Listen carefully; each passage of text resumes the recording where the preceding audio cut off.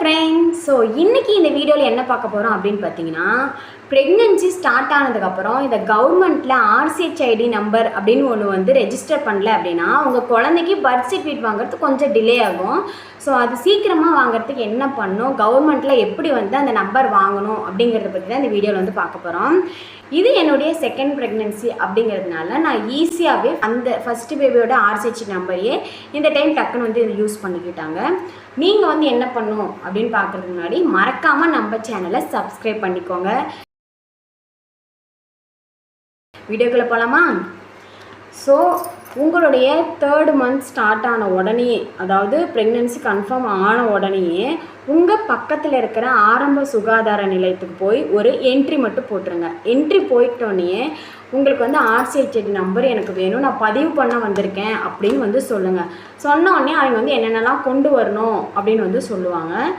ஹஸ்பண்டோடைய Aadhaar card xerox உங்களுடையது, passbook xerox உங்களுடையது, உங்கள் ஹஸ்பண்டோடையது. அதுவுமே இந்த மாதிரி போஸ்ட் ஆஃபீஸ் கார்டு அந்த மாதிரி இருந்தால் ரொம்ப ஈஸியாகவே பணம் வந்து கிரெடிட் ஆயிரும் அப்படின்னு வந்து சொல்கிறாங்க. இது வந்து என் செகண்ட் பேபிக்கு தான் வந்து யூஸ் பண்ணியிருக்கேன், இப்போ தான் வந்து ஓப்பன் பண்ணியிருக்கேன். இது வந்து ஜஸ்ட் ஒரு 1/4 மணி நேரம் கூட ஆகாது, டக்குன்னு வந்து நம்மளுக்கு வந்து இது கார்டு வந்து அதில் நம்பர்லாம் வந்து கொடுத்துருவாங்க. இது நீங்கள் போய் அங்கே கொடுத்தீங்க அப்படின்னா உடனே ஜஸ்ட் ஒரு வாரத்திலே உங்களுக்கு வந்து நம்பர் கிடச்சிரும். அடுத்த செக்கப் போகிறதுக்குள்ளே உங்களுக்கு வந்து இந்த நம்பர் கிடச்சி இந்த மாதிரி ஒரு அட்டையுமே வந்து உங்களுக்கு கொடுத்துருவாங்க. இந்த அட்டை எதுக்கு அப்படின்னா, உங்கள் பிறந்த குழந்தைக்கு எத்தனை தடுப்பூசி போட்டிருக்கீங்க, எத்தனை TT இன்ஜெக்ஷன் நம்ம தடுப்பூசி நமக்கு வந்து போடுவாங்க, அதெல்லாம் எத்தனை போட்டிருக்கீங்க அப்படின்னு சொல்லிட்டு இதில் வந்து ஒவ்வொன்றா வந்து கரெக்டாக குறித்து எழுதி வைப்பாங்க. ஸோ இது ரொம்பவே முக்கியமான ஒன்று.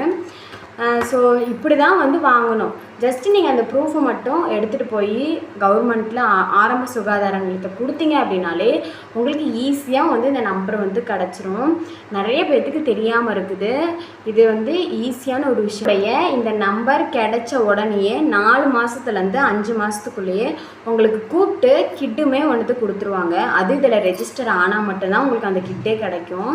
ஸோ நான் வந்து உடனே பண்ணதுனால ஃபஸ்ட்டு ப்ரெக்னென்சிக்கு 7 மாதம் வரையில் ஆயிடுச்சு நம்பர் வாங்க. எனக்கு 7 மாதத்தில் ஒரே ஒரு கிட்டு தான் கிடச்சிச்சு. நான் வந்து இது சீக்கிரம் பண்ணதுனால எனக்கு வந்து இப்போயே கிடச்சிச்சு. எனக்கு இன்னொரு கூட வந்து பெண்டிங்கில் இருக்குது. ஸோ அவ்வளோதான், ரொம்ப ஈஸியான வேலை தான். ப்ரெக்னெண்ட்டாக இருக்கீங்க அப்படின்னா ஃபஸ்ட்டு இந்த வேலையை போய் பண்ணுங்கள். அப்போ தான் உங்கள் குழந்தைக்கு ஈஸியாக பர்த் சர்டிஃபிகேட் எடுக்க முடியும்.